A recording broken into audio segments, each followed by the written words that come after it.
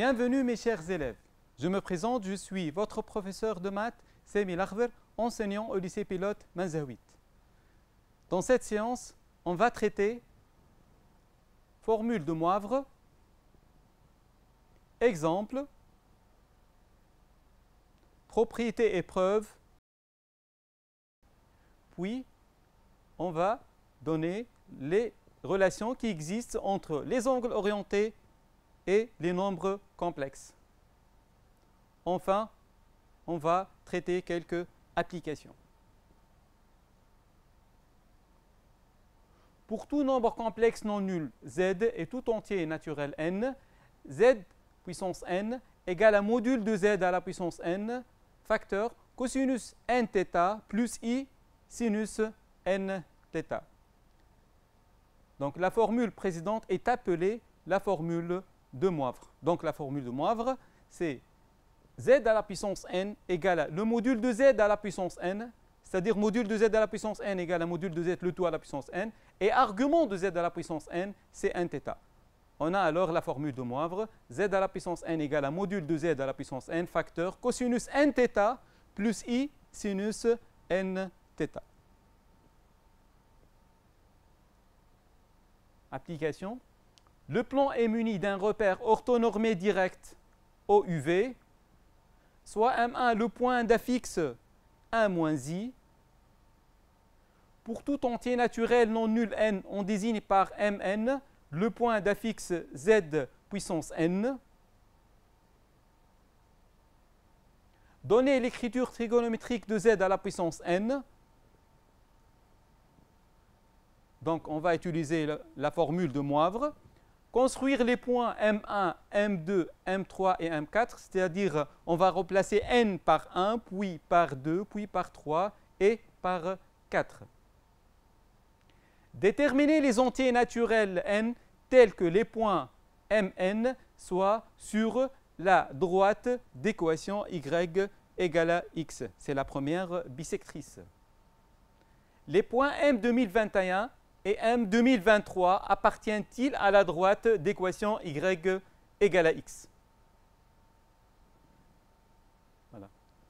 On sait que si z égale à 1 moins i, module de z, c'est module de 1 moins i, égale à racine de 1 au carré plus 1 au carré, nous donne racine carrée de 2.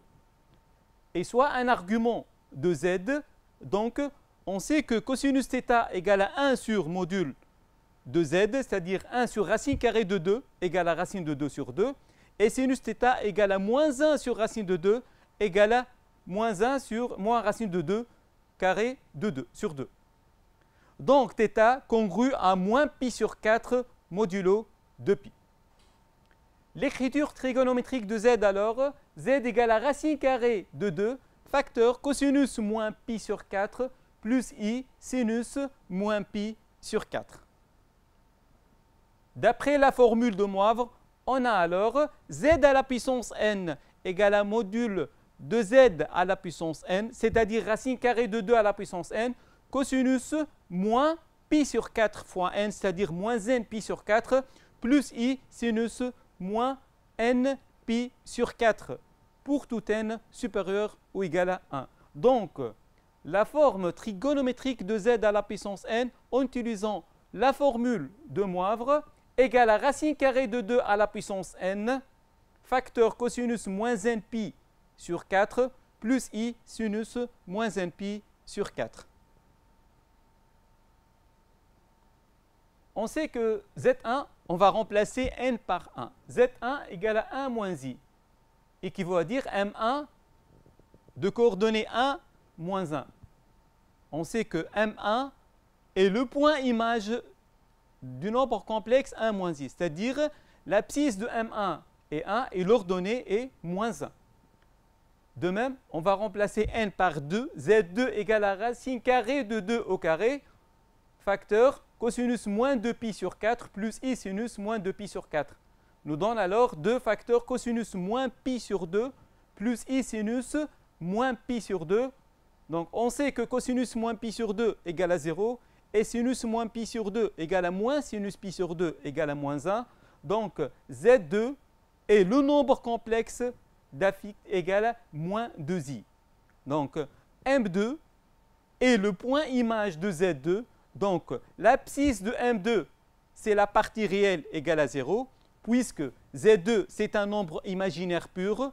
Donc, la partie réelle égale à 0 et la partie imaginaire égale à moins 2. Donc, M2 est un point de coordonnées 0, moins 2.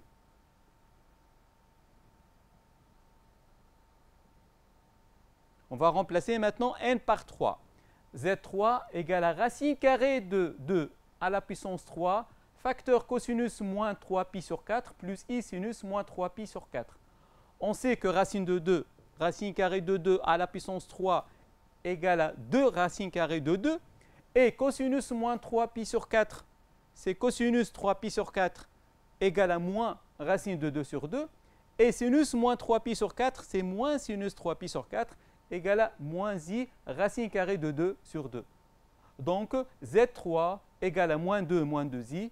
Et le point image de Z3, c'est le point d'abscisse moins 2, c'est la partie réelle de Z3. Et d'ordonnée moins 2, c'est la partie imaginaire de Z3.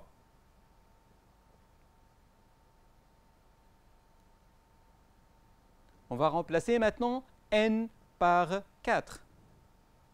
Alors, racine de 2 à la puissance 4, facteur de cosinus moins 4pi sur 4 plus i sinus moins 4pi sur 4 et l'écriture trigonométrique de Z4. Donc, égal à combien?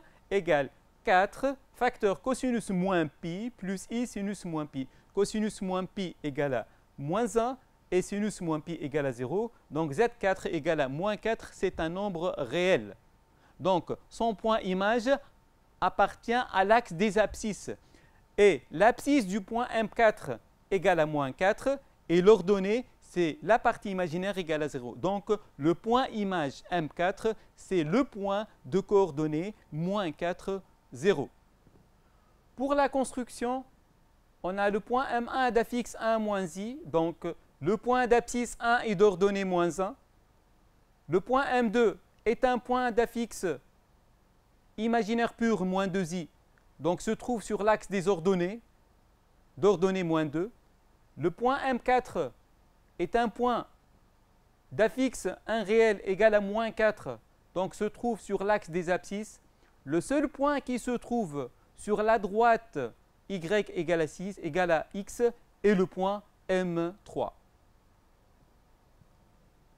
Troisième question, déterminer les entiers naturels n tels que les points Mn soient sur la droite d'équation y égale à x. Soit delta, la droite y égale à x. Alors, on sait que le point Mn appartient à la droite delta privée de O si et seulement si l'argument de Zn égale à pi sur 4 plus kpi, avec k élément de z, équivaut à dire moins npi sur 4, c'est un argument de z à la puissance n, égal à pi sur 4 plus kpi, avec k appartient à z et n supérieur ou égal à 1. Donc, on simplifie par pi et on multiplie par 4. On a alors moins n égale à 1 plus 4k, avec k appartient à z et n supérieur ou égal à 1, équivaut à dire n égale à moins 1 plus 4k, avec k appartient à z et n supérieur ou égal à 1. On a alors n égale à 4k moins 1 pour k appartient à n étoiles. On peut conclure alors les points Mn. Pourquoi un point Mn appartient à la droite delta privée de O, si et seulement si n égale à 4k moins 1 avec k appartient à n étoiles. Quatrième question. Les points M 2021 et M 2023, donc on va remplacer n par 2021, puis n par 2023. Appartient-il à la droite d'équation y égale à x? On sait qu'un point Mn appartient à la droite y égale à x si et seulement si n égale à 4k moins 1 avec k entier naturel. Donc ici on a, pour qu'un point M 2021 appartient à la droite y égale à x, il faut que 2021 s'écrit de la forme 4k moins 1. Or 2021, on ne peut pas l'écrire sous la forme 4k moins 1. Donc, M 2021 n'appartient pas à delta. D'autre part, 2023 égale à 2024 moins 1. Et on sait que 2024 est un multiple de 4. Donc, 2024 s'écrit de la forme 4 fois 506, pardon. Et 2023 alors égale à 2024 moins 1 égale à 4 fois 506 moins 1. D'où 2023 s'écrit de la forme 4k moins 1 avec k égale à 506. D'où M 2023 est un point de la droite delta y égale à AX.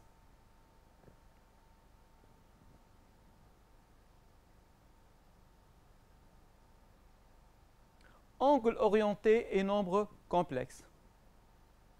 On va déterminer s'il existe une relation entre l'angle orienté et les nombres complexes. Voilà un théorème.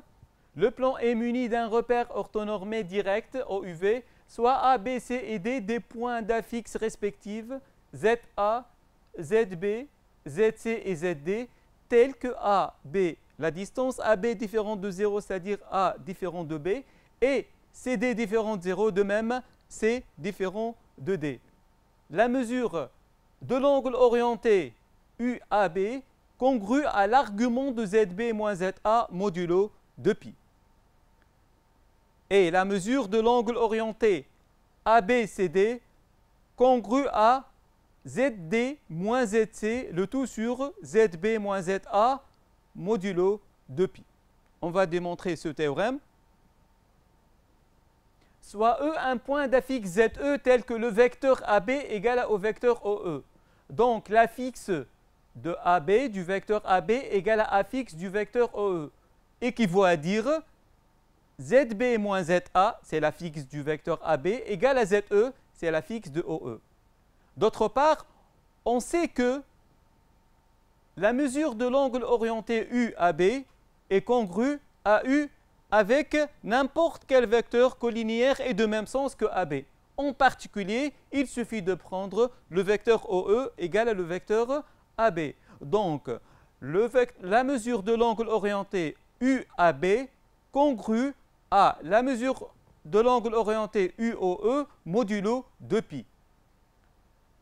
Et la mesure de l'angle orienté UOE congrue à l'argument de ZE modulo 2π. Et on sait que ZE égale à ZB moins ZA par suite argument de ZE congru à argument de ZB moins ZA modulo 2π. Conclusion alors, argument, donc la mesure de l'angle orienté UAB est congrue à argument de ZB moins Z1. Ce qu'il fallait démontrer. Soit A, B, C et D des points d'affixes respectifs ZA, ZB, ZC et ZD est telle que la distance AB différente de 0 et la distance CD différente de 0. On a alors la mesure de l'angle orienté ABCD congrue à la mesure de l'angle orienté ABU plus la mesure de l'angle orienté UCD modulo 2π. On a utilisé ici la relation de Schall, donc congrue à UCD moins U, la mesure de l'angle orienté UAB modulo 2π. On sait que la mesure de l'angle ABU est congrue à moins UAB. On peut remplacer ABU par la mesure de l'angle orienté moins UAB. On a alors, d'après premièrement, la mesure de l'angle orienté UCD est congrue à argument de ZD moins ZC et la mesure de l'angle orienté UAB égale à argument de ZB moins ZA. Donc, on a alors UCD moins l'argument moins l'angle orienté UAB modulo 2π est congru à argument de ZD moins ZC moins argument de ZB moins ZA modulo 2π.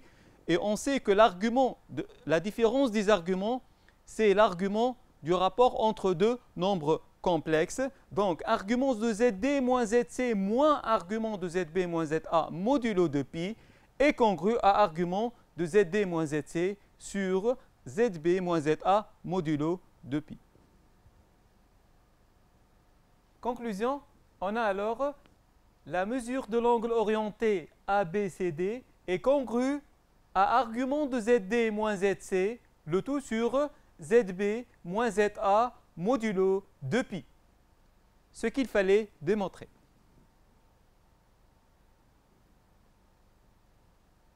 Donc, application 1. Le plan est muni d'un repère orthonormé direct au UV, soit les points A, B et C d'affixes respectives 2 plus I, moins 1 et 3. Calculer la mesure de l'angle orienté AB-AC. D'après ce qui précède, on sait que la mesure de l'angle orienté AB-AC est congrue à argument de ZC moins ZA sur ZB moins ZA modulo 2π. Congrue alors, on remplace ZC par sa valeur et ZA. Donc on a 1 moins 3i sur moins 3 moins i. Nous donne alors argument de i en facteur moins 3 moins i sur moins 3 moins i. Donc c'est argument de i modulo 2π. Donc équivaut à dire que la mesure de l'angle orienté AB-AC est congrue à π sur 2 modulo 2π. On remarque ici que le triangle ABC est un triangle rectangle en A.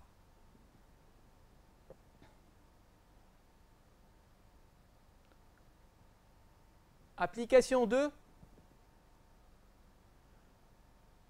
Le plan est muni d'un repère orthonormé direct OUV.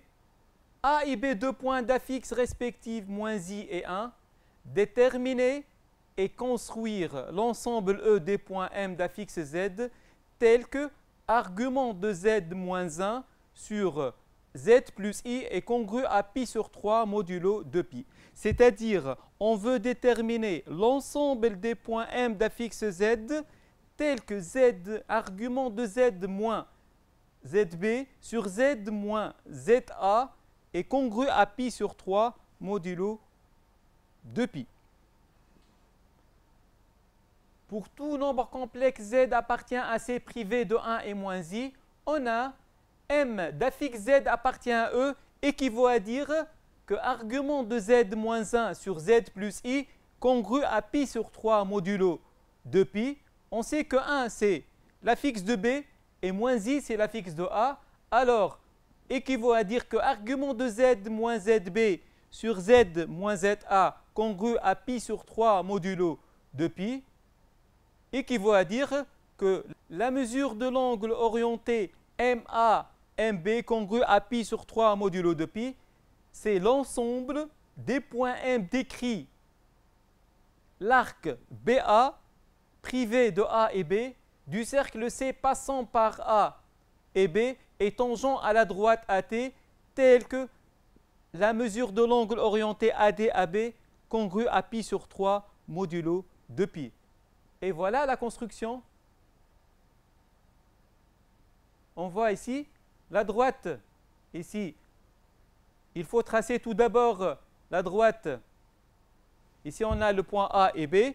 Il faut tracer la droite AT telle que la mesure de l'angle orienté AT-AB est congrue à π sur 3 modulo 2π. Puis, il faut trouver le centre du cercle qui passe par A et B et tangent à AT. Et voilà, il faut tracer une droite AJ perpendiculaire à AT et il faut tracer la médiatrice du segment AB. On trouve le point J, c'est le centre du cercle circonscrit ou le cercle qui passe par A et B est tangent à la droite AT en A. Et puis l'ensemble cherché est l'arc BA privé de B et de A est tangent à la droite AT en A et qui fait un angle avec AT-AB π sur 3 modulo 2π. Cette séance prend fin. Merci pour votre attention mes chers élèves. Bonne continuation et à très bientôt.